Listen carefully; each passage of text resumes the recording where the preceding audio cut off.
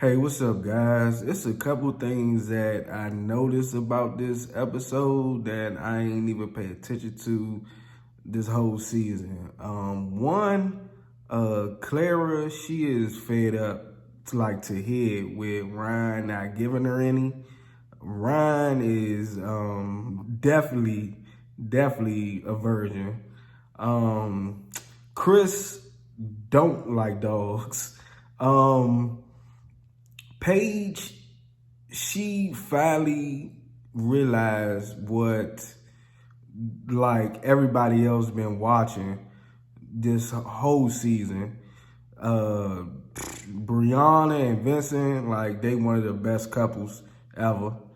Uh, Haley, Haley acting like she want to work on the relationship and everything like that, but everybody know that it's not gonna work out. And Jacob, he don't have enough life experiences to relate to Haley, so I guess that's why it's hard for him to have a conversation. I don't know. Virginia, she want to be independent and she don't want to be smothered. And Eric, if he say anything along the lines of you could leave, we could do this, or it's all over, or anything about that, about exiting a relationship, I'm done. I'm getting tired of watching his segment and everything, because the only thing he keeps saying is, hey, I don't, if you want to leave, you can leave. How you supposed to build a relationship and you keep saying that? You build it up, and then the moment you say, oh, well, you can leave if you want, you just destroy it. So, I don't know, but this whole thing, man, I don't get why he doing that. It's crazy.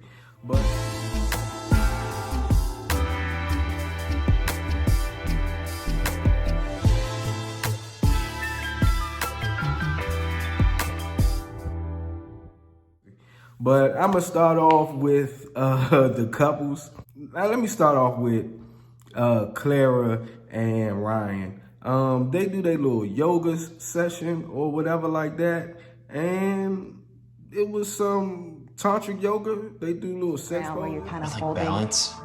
Yep, and then you're both gonna lean back and The whole time in between, you got Clara. She is frustrated, basically sexually frustrated, and she's putting towards effort to try to, boost up their connection and stuff like that. Ryan, whole time, he don't see no difference between doing this and just sitting on the couch or something. It's like it's nothing for him. He could do it with no sexual energy involved or whatever like that. But, that's how that little thing went.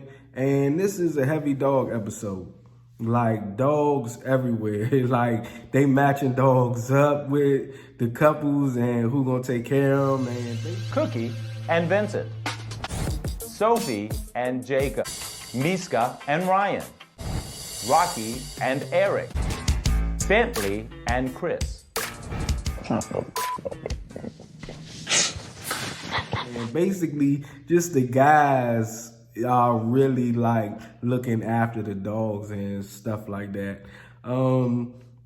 But Clara and Ryan, they talk about the dogs and about, I don't know. It was weird because on one hand, it seemed like they were talking about the dog. Well, Clara, is one hand, Clara seemed like she was talking about the dog, and the next is like she was talking about herself. Look, I need attention just like the dog need attention and stuff like that. So that was super funny.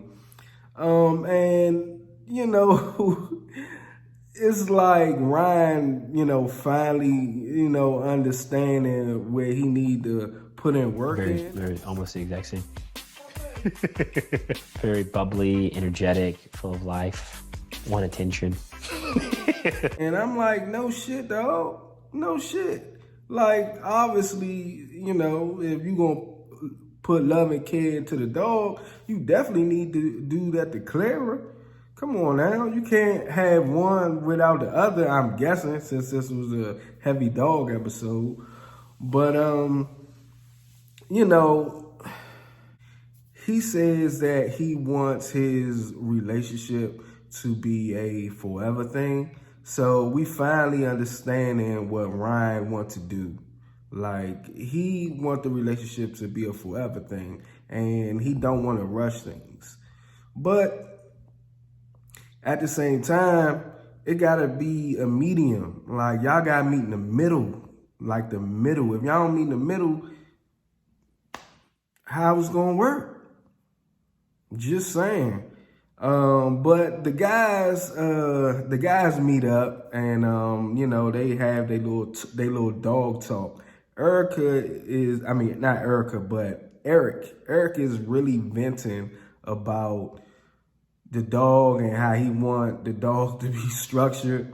Ryan trying to give Jacob advice, and Jake and Haley have had definitely a tough time. Not to make this about me, but I feel like I've done an incredible job of being a husband. And I truly believe the relationship between Clara and I has been better than 99% of the people that have been married at first sight. And only thing I can say in my head, like, look, dog, you need to worry about your own relationship and get that in order, then everything is good. But it was good advice, but just saying, like, you know, you trying to give it out, but at the same time, you going through something with Clara that's not ideal. But, you know, you say that y'all got a good relationship going on whole time. This proves how much you don't know. I don't know if Clara is telling you, but this is basically just what I see. But basically at the end of everything, Clara and Ryan, they talk on the couch.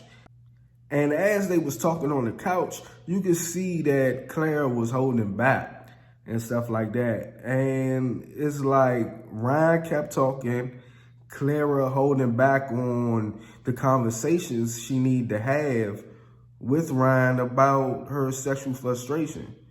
Now, you know, I ain't into, you know, rushing people to, you know, have sex and stuff like that. You go at your own pace. Oh, that's good. But at the same time, when you got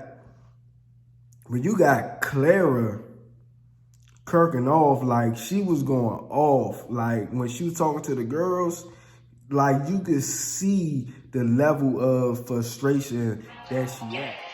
Dude, we're committed to the fact that we're not having sex with other people for the rest of our lives, so why the are we not having sex? Like, and I'm like, oh, okay, now I finally understand why she's so frustrated. She's so frustrated because of the simple fact that they doing everything but have sex. But the thing is that she's not getting anything. She's the only one doing it to him. I'm getting you off every night, and you're getting nothing. Right. So all the sexual favors, all this stuff like that, Clara just doing it to Ryan. And Ryan ain't doing nothing back. And I'm like, yo, it's no way that's gonna work. I mean, that's some one-sided stuff right there that I don't know if anybody could deal with. But then we got Chris and Paige. Now, Chris and Paige, on the other hand, Paige talked to her brother and her sister, I think it was. And obviously you can see that, you know, she talking and she's saying how frustrated she is and everything like that. And she basically finally realizing and coming to the recollection of that I was putting too much into this whole marriage thing and not looking for what she need out of it. And she finally realized that. Plus the brother gave her some good basketball advice. Like, the analogies was was just basketball happy. You went through a lot. You went for the Hail Mary pass, the half-court shot. You didn't make it. It's not your fault. You tried. You put everything into it. Did he do the same? I'm not here to judge, but you know what I'm saying? You tried. And, you know, he gave some good advice. So he ain't stirred wrong or nothing like that. He say that her person going to be out there, but you know, you gonna find them when you find them. You got a lot of life to live. Now, he was saying something about she got her 30s and 40s and stuff like that. I don't know how old Paige is. Maybe somebody could let me know in the comment section, but I don't know how old she is. Chris meet with his mother, and they talk. And as they talking, the mom basically says Paige is a nice girl and stuff like that. And that's when Chris tried to interject with the whole, hey, you know, I was calling her and she not answering her phone. She's a sweet girl. I don't know. What do you mean you don't know? Yeah, we don't talk. Oh, okay. But she don't call me. She don't answer my calls outside of the times we talk on camera. Well, rightfully so. All this other stuff like that. And I'm like, okay, dog, I see what you're doing. Like, don't discredit how nice and decent Paige is because she not answering the phone. Come on now. That don't make no sense here. But, you know, the mom says, you know, you can't blame her, your situation, everything you got going on, and just what you had to deal with and stuff. And Chris says something along the lines of if he would have known that his ex was pregnant, he would have never got married. And that's, to be honest, that's what I thought the whole time. And I absolutely believe him in what he says. He got out the relationship. Even the tattoo that he had on his arm, he got that covered up. So he was practically done. But the moment that he got the call about her being pregnant, that kind of threw everything off. I mean, even along the lines of him not feeling that, being that attracted to Paige and all that stuff like that. Maybe it could have worked. Maybe it couldn't have. But with the whole ex-girlfriend coming in, with her being pregnant and all, that really set things super downhill from there. Now, Haley and Jacob, on the other hand, they talk on the couch about the fight that they had and everything like that. And Haley basically just tells Jacob she just want to have fun. She don't want it to be so heavy all the time. Every hour, they having a deep discussion about them not working out and stuff like that. But Jacob, on the other hand, every time he sees Haley and the relationship that they started off with and that they had and how good it was, then everything come rushing back. So it's almost like he just can't get over the fact that, hey, look, you did me dirty.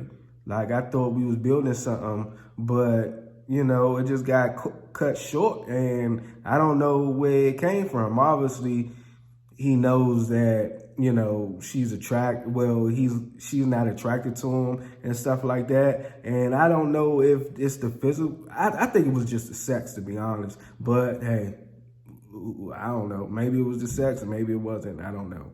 But after that, they go out on a date. And you know, they go-kart racing and everything like that. And I always expected that getting married would mean having fun with my husband. And I'm so excited. I've really been looking forward to go-karting today. You ready? Yeah. I'm extremely, extremely competitive, so I might teach him a couple things, or I might just smoke him. We'll see what happens. Haley won. And, you know, she just keep rubbing it in. But, you know, Jacob taking it on the chin. He ain't really letting it off. He like, all right, it's all good. I don't even need to trip about it. He just having fun about it because Haley happy. Now, watching this and everything like that, I'm thinking Jacob still wanted to work out. But it's just a shame that Haley's in the place that she in right now. They go out on a double date with Brianna and Vincent though. And this is pumpkin date and stuff like that. And they talk about the conversations that they have. Brianna talking to Haley, Jacob talking to Vincent and stuff like that. And you can just tell the difference. I mean, the guy's conversation is like about smashing pumpkins. And if I had a slingshot, I could swing this over here. Shit, we need a chainsaw. We need to do this. And then you cut to the girls and they talking about how, you know, their conversation is and what's up with that. But like I said before, Jacob, he don't have the lived experiences as Haley do. So it's almost like he don't know how to have a conversation about it. Like she says that she went to, I forget, Paris or something Traveling. like that. The other day, I was talking about how I went to Thailand and stuff. When I went to Thailand last year, we got a massage per day. Oh, wow. Mm-hmm. Ate pad thai every day, got a massage every day. It was great. I guess we can probably do some Sunday deep. And then he goes like, oh, yeah, you went to Paris and stuff. I'm like, dog, ask her about her time there. Ask her about where she, you know, where she went out to eat. Was the food good? What exactly did you do there? I mean, you know what I'm saying? Just don't leave the conversation there because you ain't never been there and you don't know how it's like. Like, I don't understand that interaction, but I don't think that he could relate because he ain't never do it. But you don't have to be able to relate to it just to be interested and let her know that, you know, that you care about that stuff and maybe y'all could go back. You know what I'm saying? I mean, that's an easy thing right there. I don't understand why that was so hard. Now, Virginia and Eric, on the other hand, now, they talk and stuff like that in the bed about the dogs, and he talk about how he need to discipline the dog and stuff like that. And it just got real weird, you know what I'm saying? Because it's almost like he is just pushing Virginia away with the whole conversation about, hey, you know, you ain't got to be here unless you want. He's biting people. I hate that. He's not where I would want to be in a dog. Well, he's not your dog, so. He's half mine now, whether you like it or not. Unless you want to end this right now. So, I can't remember the exact words he said, but it's along the lines of, look, this relationship could be over at any time. I don't care. I mean, if you want to leave, leave, go. That's basically what it is. That's what I see. Y'all let me know, because that's what I'm getting. Let me know if I'm wrong, but that's just what I see. Now, she went outside, talked to the producers and everything like that after the little dog conversation like that. Then they talk about her being at the bar and stuff like that, and how she disappeared for 30 minutes and stuff. And when I heard that, I'm like, a red flag went up. I'm like, whoa, hold up now. 30 minutes? Like, where the hell did you disappear for 30 minutes to? I don't know if I heard that right, but he said something along 40 minutes, 30 minutes. He said that he had to cancel some things to be there and stuff like that. And my thing is this. You need to tell me something different than, you know, you was at the bar and you did some other stuff. Like, you disappeared for 30 minutes? I could see if you was in a bathroom, you know, shitting and, you know what I'm saying, stuff like that, and getting yourself together for 30 minutes, I can understand that. But unless it ain't that, like, where the hell you go for 30 minutes? I don't get it. I don't understand, and I ain't really feeling that. But whole time, Virginia feeling very smothered by, you know, his controlling nature, because he want everything to be in his way, some form or shape, was that she kind of come into his little thing that he's setting up for her. And you know, it go back to the independent thing. She want to be independent, you know what I'm saying? And she don't want to mess up what she got going on, far as the dog, far as her life and her friends and stuff like that. She even cried about it. So, you know, the main thing I got from that is they not listening to one another and they not hearing one another. And I don't see how they going to continue the relationship when they keep running into these issues. Like, if you keep saying, I don't want to be with her, Virginia want to be independent to the fact where she don't want you to take care of her and stuff like that, long as you ain't doing it in a creepy, controlling way, whereas that you just want to take over her whole life and she ain't got to do nothing. Obviously, she want to do some things. So that's just her, you know what I'm saying? But if you keep saying you want to leave, maybe you could find somebody out there that don't want to do anything, and you could just take care of them 24/7, and they waiting on you hand and foot. Maybe it could be that, if that's what you want. Now, they talk about the fight that they had, and after, you know, some talking and stuff like that, they get over everything, and he finally explains himself in a good way. It's just being single and being so independent for so long, like, it does feel super different for me, but now that I'm, like, used to it, like, it's nice, like, know someone I have someone that will always be there. Here's the difference about this. I'm behind you now. You can do what you want to do in life, but I'm here. But you just have to be able to be that person that says, hey, I love this person, and no matter what happens, we're going to get through it, whatever it is. Yeah. And that's all I want with you. Not in a way that seemed it overbearing and controlling and stuff like that, but they finally is able to talk things out. And listening to how he explained it good enough for ways that I understood what he was saying, and I think that she got it too. Now, Brianna and Vincent, they wake up in bed and, you know, they talking and, you know, the edit kind of did Vincent dirty. You know what I'm saying? He was talking about how he wanted to go this place, how she ain't take him here, how he did this to her and stuff like that. But it was all in fun and everything like that. So it seemed like they got along real good in bed. After that, they went out on a date, bike riding. They did a little bet, wash the dishes for Vincent for a week.